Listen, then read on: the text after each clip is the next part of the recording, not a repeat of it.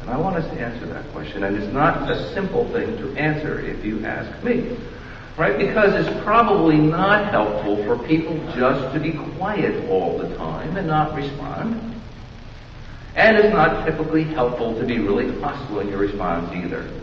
But let's hope that there's like some kind of wide, broad middle ground where we might be able to find a few things we might say and do when faced with a strong intuitive sense that somebody is really screwing up or being obnoxious or whatever it is that you have. Right? So I want you to be thinking about, okay, how do we work with this? How do we work with this?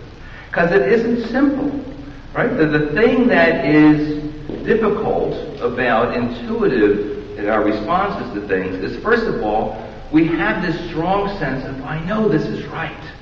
I know this is right. And yet we don't have a way to really unpack that, right? We just wind up coming back and saying, I just know it's right. It's got to be, all right? And that puts us in a vulnerable spot. It really does. So I'm looking for help. Now, I also talked in the past about Mr. Humphrey, Robert L. Humphrey. Jeff Grip had given me the book Values for a New Millennium, and he was looking at how there might be some universal natural ethics that is involved in humanity, and that you could find a way to work with them, right? And the story I told last month was about the Marines that were stationed overseas, and these are the toughest, strongest, most fight-ready people you can imagine, and they're getting beat up by the locals in this town that they were there, because they weren't there to fight the locals, they were there to fight somebody else. But as they were walking along, probably coming back from bars and things like that, they were getting into fights all the time, and they're getting beat up. And so Humphrey goes to approach them and realizes that what's happening is they are walking around with a chip on their shoulder all the time. Right? And why are they doing that? Because they're scared. They're scared that somebody's going to jump out and pop them. Of course, they're right. Somebody is going to jump out and pop them. So, you have this happening all the time. They're scared, and they have a hard time eating away that so that they don't carry this chip on their shoulder all the time. And so what he does is train them to be fighters in a different kind of sense. He teaches them a self-defense thing. And this apparently involves people getting used to being punched and hit and things along those lines, so that they realize that they can take a shot once in a while and it'll be okay. Right? They'll survive it all right. And so they don't have to worry about this quite as much. And he found that when you increase people's confidence that they'd be okay and help them then eat away at some of the fearfulness that was there, that the chip on the shoulder started to fade away too. And if people don't walk around looking like they're ready for a fight, they're much less likely to get attacked. Right? Because what happens when you feel threatened? Like if you see somebody walking around with a chip on their shoulder, it's probably in your interest to find a couple of friends and beat them up, right? Because you don't want to be caught one-on-one, right? If you, though, can help people get to a point where they are just confident and non-threatening, you are making it much more possible for people to walk alongside of each other without having fist fights. Right? Now, again, I don't know that we're all going to start a martial arts course here. That might not be a bad idea. But what I'm going to recommend is a different kind of practice. Right? And that practice comes out of the field of out of the Gandhi era, anyway, of nonviolence and nonviolent efforts to interact with each other. And the main practitioner that I recommend we look hard at is Marshall Rosenthal and his book, Nonviolent Communication. He also calls it compassionate communication. I like that so much better, I have to say, because nonviolent just sounds harsh to me. But anyway, that's his to work with. It's his book. He gets to talk about it the way he wants to.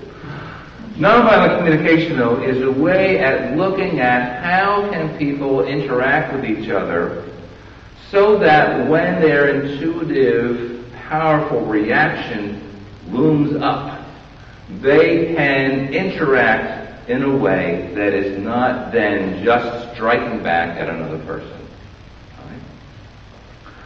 And the way he does this is by looking at what are the ways people typically react to each other when their needs are not being met or when they're feeling threatened, that tends to make it difficult to keep walking alongside of each other.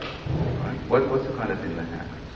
And the main thing he finds is that people really have a fair amount of defensiveness and aggressiveness in their choice of language. Right? In other words, when people talk to each other, they're often not really talking about themselves and their experience, but they're pushing their communication onto what they're seeing about the other person. All right, so he's saying the first thing that tends to happen is people don't really take responsibility for their own experience. In fact, they probably don't even know their own experience so well, but they're very acutely aware of what they're seeing outside of themselves and very likely to comment on that. All right, so for example, where's a good one? Juan Enrique procrastinates. She won't get her work in. And if you don't eat balanced meals, you'll be unhealthy. Nicaraguans don't care about their property. Ronaldo is a poor soccer player. Alfonso is ugly. You are too generous. What he's saying is that people start looking outwards. And they start kind of losing track of what they're responsible for. The one that was best for me, I think, was in talking to a teacher. And the teacher was complaining because she didn't like giving grades to people. Right? She thought giving grades to people was just not good for the students. That it wound up putting in this whole quality of judgment that she found objectionable. But she said to Marshall Rosenthal, "But I have to." And he says, "Is that right? Do you really have to do that?" There's so many things where we are bound to imagine that the responsibility for what we do looms outside of ourselves. But if we're going to participate, aren't we ultimately the ones responsible there? Right? Aren't we the ones who are still ultimately responsible? We've kind of pawned it off on somebody else. But it still rests on us. We still, if we choose, have the opportunity to do this or to not do this. And so somehow we are making a choice. If you give somebody a grade because somebody told you to, you are still making a choice to go ahead and do what you're told. Right? But so often we wind up feeling boxed in or pressured into a direction, and then we no longer feel that it's our doing. Right? It's because we don't have a choice. We're boxed in. We can't make a difference there. Rosenthal says, think again about that. All right? When you're going to tell somebody, I'm giving you a grade, but I don't want to, what is that really saying? Right? What is it really saying? It's saying that I don't really quite respect you all the way anymore, right? Because I'm going to take on what somebody else has asked me to do and do it to you, right? Even though I don't quite believe in it. Walking alongside your brother means finding a way to take responsibility for all the things that you choose to do, and to be able to communicate that those are the things that you are inclined to do to someone else in a way that isn't jumping down their throat. But it's not that easy to do. Now, quite frankly, we're talking about habits here, and habits of communication. Right? And we all have them. And in fact, one of the things that is good about habits is they often don't require the same level of thinking of other kind of things. Right? So when you build up good habits, you're finding a way to be able to repeat something over and over again that is useful to you. Right? If we couldn't make habits, think about how complicated and difficult our life would be.